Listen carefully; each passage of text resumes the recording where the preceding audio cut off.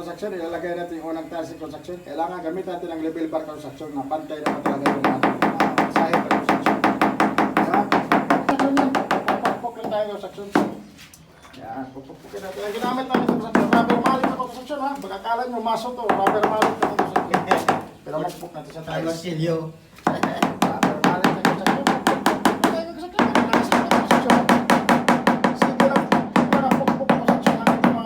Level ka construction.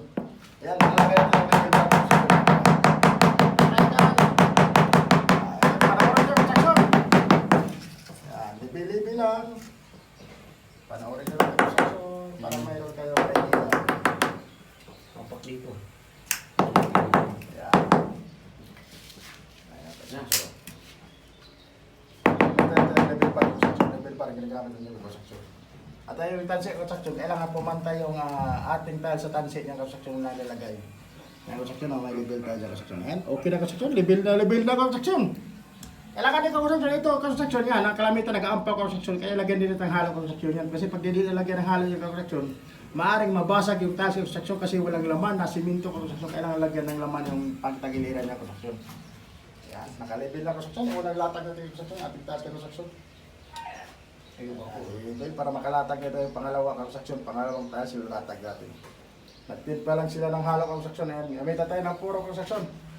Puro, gamit tayo ng puro para ilagay natin sa tiles yung construction bago natin isalpak sa mismong halo na construction. Yan. Unang salpak yung construction.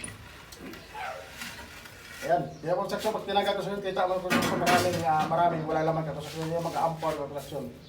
Ampon yang kailangan. Tanggalin natin yung construction. Ayan. Kabit ulit natin. Kita natin yung mga diferensya construction. Ayan. Nalagay natin ng uli ng halo construction. Haloan na natin. Ayan. Yan mga ampon yung construction. Ayan. Yan kasi ang cause na mababasag yung tali kasi walang laman simento construction. Ayan o. Kita nyo mga construction? Ayan.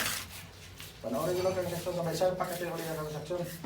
Pag sinalpak nyo lang yung construction, lagyan natin ng simento. May simento na yan sa likuran ng tiles, lagyan natin ng puro. Para kapit na kapit yung ating tiles ka construction. Dikit na dikit ba construction? Parang dikit na siya. Kita na yung mga diferensya ng construction. Yan. Yung mga diferensya, lagyan natin ng halo yan. Yan, kita mo yung construction yung mga walang laman. Yan, walang laman yan. Yan, mga butas-butas. Sige lang, nilalagyan ng mga construction. Tapos, lagyan natin ng puro yung likod ng tiles. Ayan. Sabay salpak ko ito yung bago naman construction. Pag sinalpak na yung construction, automatic na yung construction. Kunting pok-pok na lang yan. Libel na kasi nakalibel na yung gaya na construction. Ayan, lagyan na simento yung construction. Lagyan natin puro yung lagyan likuran ng ating tiles construction. Lagyan natin ng puro yung construction. Ayan, nilagyan natin yung mga may walang simento construction. Nilagyan natin ng halo para so, lagyan na ng puro yan. Ilalagyan na natin ng puro. Timpla na ng puro construction para ilagay natin sa likuran ng tiles construction. Panoorin nyo kasi yun. Ilalagyan na ng puro yung construction. Lagyan natin puro.